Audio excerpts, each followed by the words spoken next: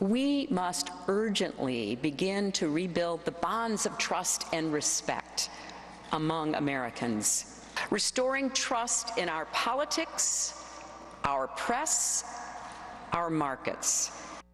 Hillary Clinton addressing the situation in Baltimore, but also spurring some pushback about her trust issues. And we're back now with the panel. Well, more troubles for Hillary Clinton this week. It turns out the Canadian affiliate of the Clinton Foundation failed to report more than 1,100 donors who gave more than $33 million, and another Clinton charity failed to disclose any foreign donations, including tens of millions of dollars from other countries. So, Brit, does the Clinton cash scandal have legs? Oh, yeah. I mean, and who knows what more we're going to find out. We're beginning to now get some reporting into exactly how the Clinton Foundation spent the money it brought in, to what extent it was absorbed by the cost of the thing itself, and that will give more fuel to this. And I think it all adds up to the picture of the Clintons haven't changed. They are who they are what they are, and the question for the country will be whether we want another 4 or 8 years of them being who they are.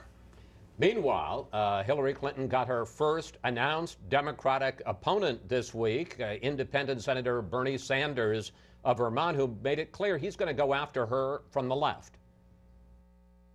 I wonder now, in this day and age, whether it is possible for any candidate who is not a billionaire or who is not beholden to the billionaire class to be able to run successful campaigns.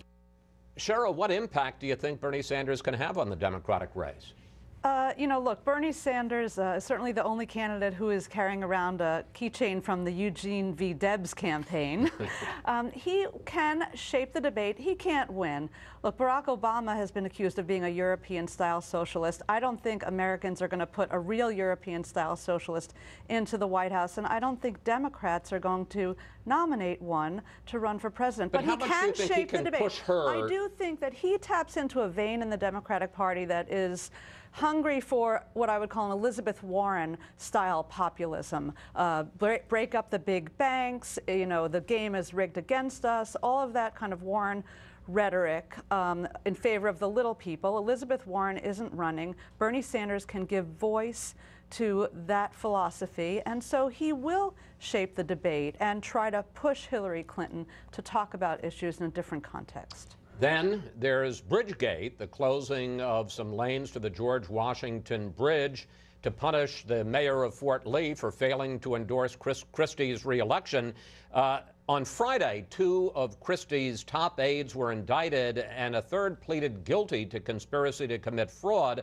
And his lawyer talked afterwards about his client. I had made a statement on behalf of Mr. Wallerstein in January of 2013 that Mr. Christie knew of the lane closures while they were occurring, and evidence exists to establish that. George Christie's office, as soon as these indictments and guilty pleas came out, said that he has been cleared. Has he been? Is he off the hook now? Well, certainly nothing came out so far from the official documents. Now, the defense lawyer is talking like a defense lawyer there, and that's his prerogative and duty, but in fact, it could have been a bad day for Mr. Christie, and it wasn't. Mr. Christie came off a wonderful high as head of the Republican Governors Association, getting all those Republican governors elected, and it's been downhill since then, in part because he's been the chief casualty of Jeb Bush's forceful and swift entry into the race. Jeb Bush has an advantage, that is, he's unemployed in the sense that he's not in office. Ronald Reagan had that advantage in 1980, Richard Nixon had that advantage in 1968. I think what Mr. Christie is counting on is that at this point in the 2007-2008 cycle, the consensus was John McCain was dead. He was broke, he was a spent force. John McCain said, no, I can do the retail politics, particularly in New Hampshire with town hall meetings. This is exactly Chris Christie's strength, and we're going to see if he can use the smaller states for that. Finally, media boredom should not be counted out of this. There will come a point when they will say, wouldn't it be fun to have a story about Chris Christie's revival? And it may be self-fulfilling. We do like to build them up and then tear them down and then build them up again. Then there's a Republican field that keeps growing, and over the next 2 days, take a look at this. Ben Carson, Carly Fiorina, and Mike Huckabee will all join the race. Juan, what do you make of this field? That's going to make it 6, and you've still got Kasich out there, you've still got Jeb Bush, you've still got Scott Walker, you've still got Chris Christie, Lindsey. I mean, we could be up well over a dozen. I think that's right, and Fox News, I think, has the first debate. You'll be there, I'm sure, to question them. You're going to be busy, because I think you'll have a stage filled with more than 10, possibly 12 people. But this is because the Republican Party right now is fractured, Chris, and they're seeking to define themselves. So you get people who are libertarian, people who are Tea Party, people who are socially conservative, people who are evangelical, especially as you go into Iowa as the gateway. And you get people from the establishment wing of the party, the Wall Street, small government, low tax wing of the party. All of that's in play because, look, when we have these discussions, what you hear as a refrain is anti-Obama, anti-Obama. But that covers over the splits within the party. And so now you have a party that's coming up against, well, educated young women, minorities. That coalition is essentially very difficult for them to break through in terms of the Electoral College, as we've seen with President Obama.